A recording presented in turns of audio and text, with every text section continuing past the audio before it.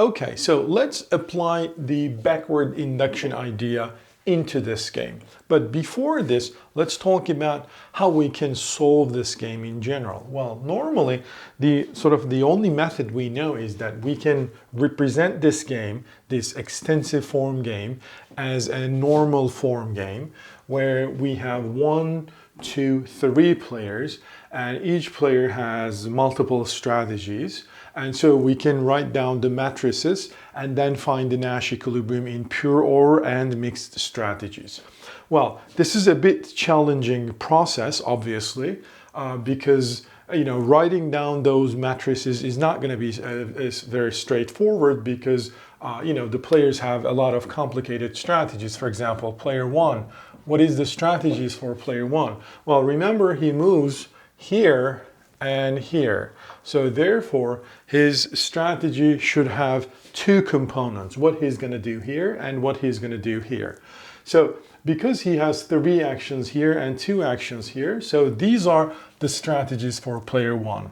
AM, AN, BM, BN, and CM, CN. All right, so he has 2, 4, 6 total strategies. Very good. Well, what about strategy for player 2? Well, she moves only once in this game, and it's right here. Okay, and so therefore she has 2 actions, so that means she has 2 strategies, X and Y.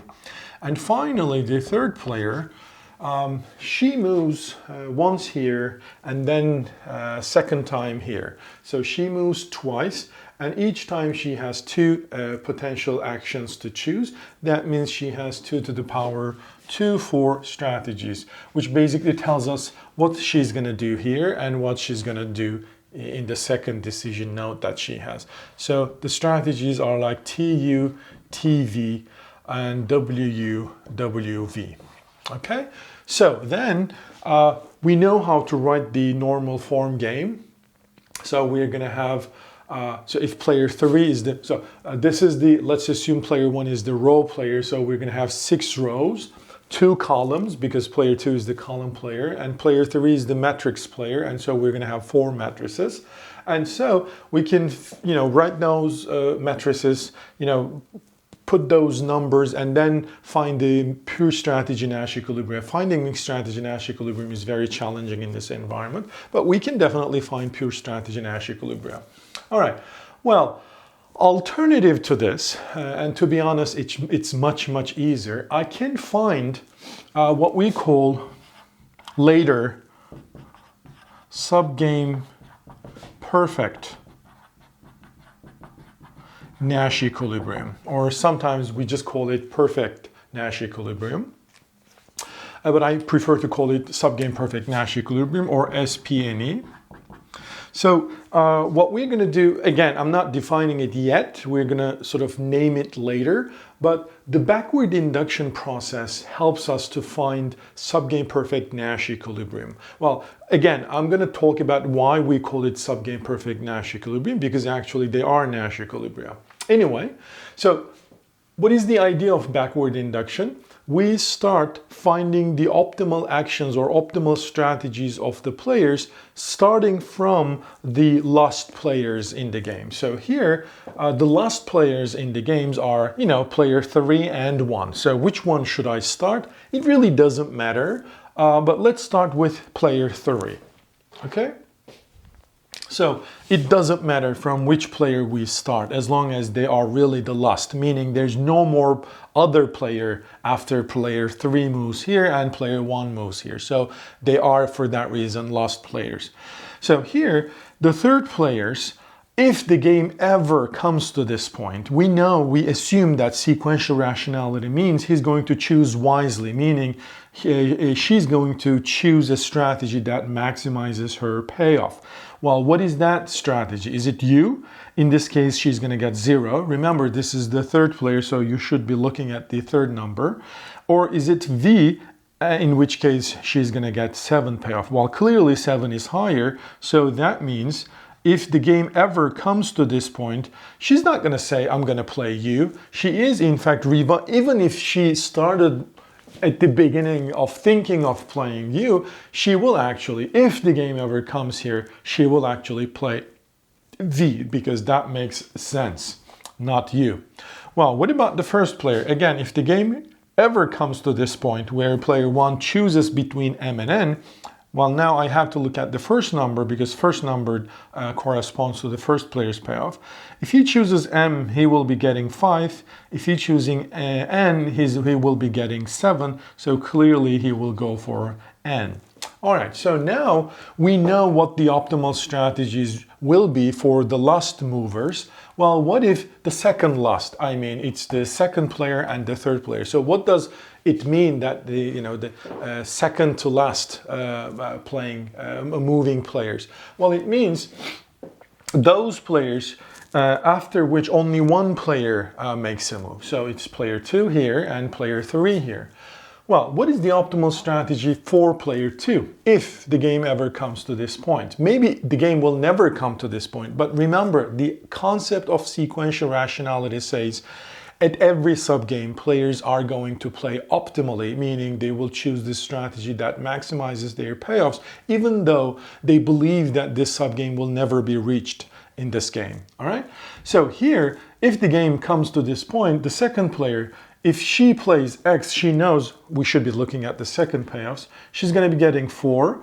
But if she plays Y, she knows that her opponent, the third guy, will play V, not U. And so she's going to get 5. Well, which one is higher? Obviously 5. And hence, she should be choosing Y, not X. All right, so I put arrow here because later you'll see how I use those arrows to construct my strategy, equilibrium strategy profile. What about the third player?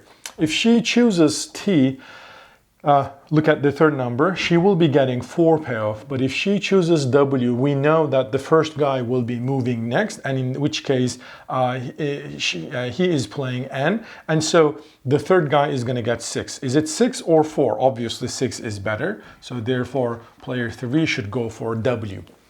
All right, and then finally, the first mover, right, the player 1. Now player 1 knows what the optimal strategies will be for player 2 and 3, and 3 and for himself. So he sees that, well, if he plays B, it's a sure 3. If he plays A, it's a sure thing that the second guy will choose Y and the third guy will choose V, in which case he's going to get 3 payoff. 3, 3, so he's indifferent. Okay, but if he chooses C, the third guy is going to go for W for sure. The first guy is going to go for N for sure because his opponents are rational guys, and including himself. And so he's going to end up 7. Well, is it 7 or 3? Well, obviously 7 is better or higher, so therefore he should be going for C. So what does that mean? That means the following. In this game, there's going to be a unique solution. And in this solution, in fact, the first guy is going to play C, the third guy is going to play W, and then the first guy is going to play N. And hence, the outcome should be 7, 0, and 6. All right? Well, what about the strategy profile, however? All right? So what is the strategy profile? The strategy profile that obeys this idea of sequential rationality. We found it by using the backward induction approach, right? All I have to do, I have those arrows. All I have to do, I just need to put those arrows together. How am I going to do this? Well, look, player 1 has 6 potential strategies. So which one? According to this backward induction or according to these arrows, which strategy is his optimal strategy? Well, he should be following arrows every time he moves. In his first move, he should be choosing C, either this one or this one. In his second move, he should be choosing N. So therefore, Cn is his optimal strategy. Cn. Very good. This is for player 1. What about player 2? The player 2, remember, she has 2 strategies, but she moves in this game just once, and she should choose optimally. And so it's Y according to backward induction. So therefore her optimal strategy is Y. Well, what about player 3? Player 3 has 4 strategies and she is going to move optimally every time she moves. So here she should be moving or playing not T but W. All right, so it's either this or this. And here he should be playing V, not U. So therefore WV is her optimal strategy. All right, that means according to backward induction, the strategy profile, the equilibrium strategy profile of this game. So outcome is very simple. Just follow the arrows. Creating the strategy profile is sort of the challenging part. So this strategy profile is going to be the outcome or equilibrium strategy profile. Later, again, we're going to call it Subgame Perfect Nash equilibrium. And how did we create it? Well, alternatively, just put the arrows together, right? For player 1, the first arrow is C. I mean, you don't really have to write the strategies of the players like I did here. So the first player's strategy, C and N. The second player's strategy is Y. And then the third player's strategy is W and V. That's it, okay?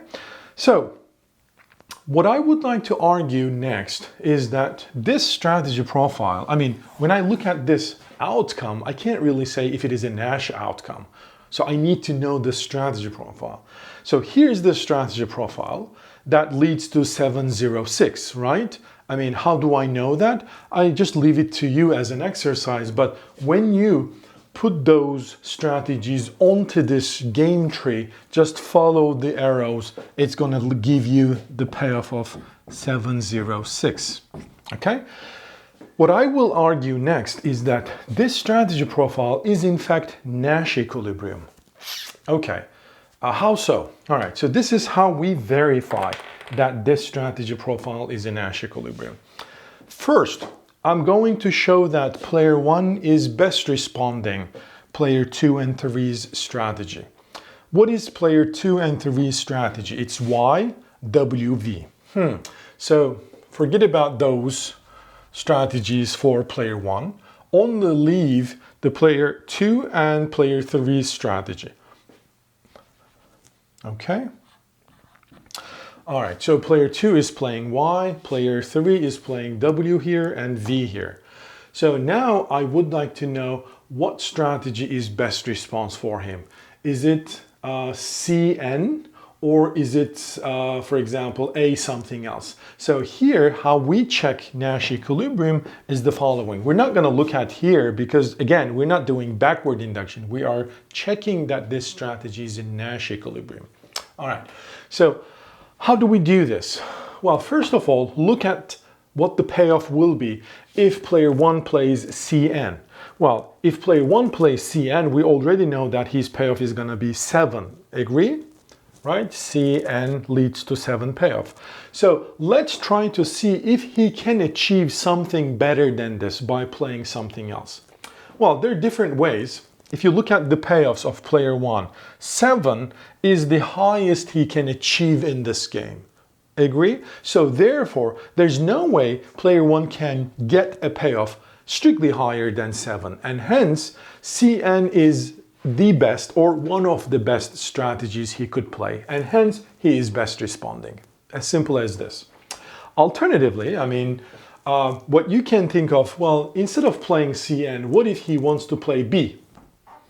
B what? BN, BM. Doesn't matter what he's going to play here because once he plays B, the game is going to be over. So if he plays something including B, like BM or BN, well, in this case, his payoff will be 3, less than 7. So this deviation is not profitable. What if he plays something incorporating A, AM, AN, for example? Well, you know what? It doesn't matter because if he plays A, the game is going to go here all the way to the payoff 3.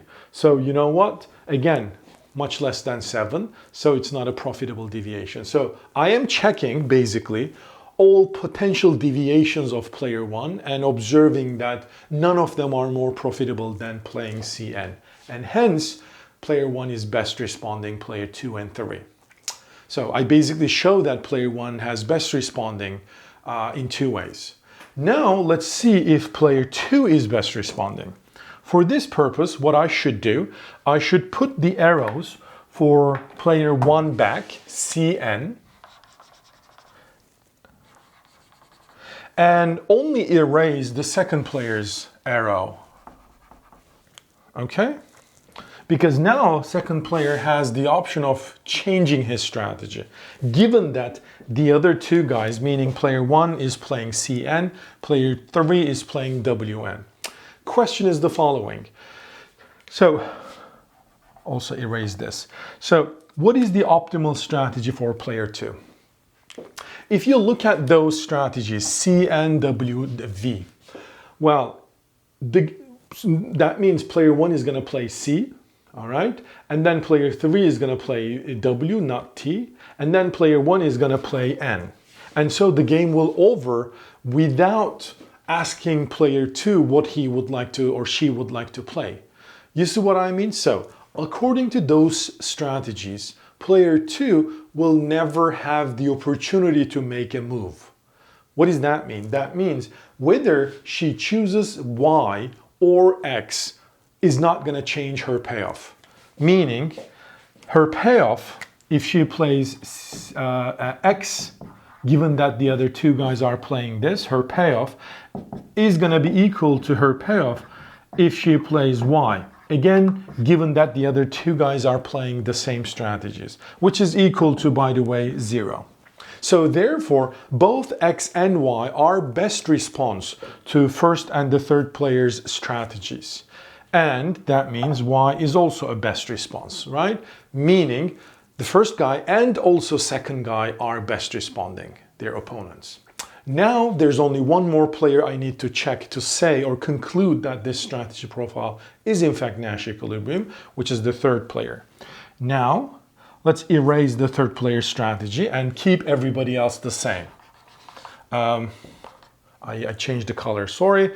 The third player, so it's not W anymore, it's not V anymore, because he can actually play something else if he wants to. Okay. So remember, if he does not deviate, his payoff is going to be 6. In this game, he can make 7, right? Which is better than 6. But is it possible? Let's check. So here, player 1 is playing C, all right? He's not playing A or B, so he's playing C. That means the game will never come to this part of this game, all right? So I can basically ignore this part of this game, which means I can actually ignore 7. So 7, it will never be achieved. And so therefore 6 is the best payoff he can get, meaning playing W and here playing V or U, doesn't matter, is one of the best he can do. Okay, but let's make sure. So here the player 1 is playing C. If player 3 is playing something incorporating T, all right, TU or TV, well, he's gonna get, well, he's the third player, he's gonna get 4, much less than 6. So TU and TV are not best response to these strategies. What about WU, WV? So if he plays W here, well, whether he plays WU or WV doesn't matter. The game is gonna end up here and he's gonna make 6 payoff. So that means if player 1 and 2 are playing those strategies, the best response for the third player is to play WU and play WV, all right? But remember, I was checking if playing WV is a best response, and it is a best response. So what does that mean? That means all 3 players are best responding each other, and hence this strategy profile is a Nash equilibrium strategy profile, okay?